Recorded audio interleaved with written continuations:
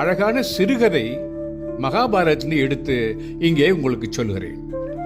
மகாபாரத யுத்தத்தில் வெற்றியடைந்த தர்மபுத்திரர் பிறரால் எளிதாக செய்ய இயலாத ஒரு அசுவமேத யாகத்தை நடத்தினார். பற்பல நாட்டின் அரசர்களும் வேதியர்களும் தவ சிரேஷ்டர்களும் முனிவர்களும் அங்கு வந்து கூடி அந்த யாகத்தில் கலந்து கொண்ட போது அங்கே ஒரு கீரிப்பிள்ளை கூட அங்கே வந்தது.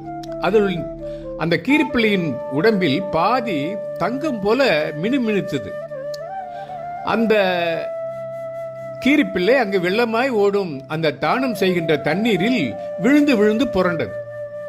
அங்குள்ளவர்கள் அதை பார்த்து அதிசயப்பட்டார்கள், ஆச்சரியப்பட்டார்கள். தர்மபுத்திரர் கீரிப்பிள்ளையை பார்த்து, கீரியே, உன் பாதி உடம்பு ஏன் பொன்னிறமாக இருக்கிறது?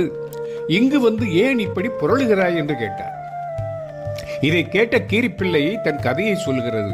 ஐயா,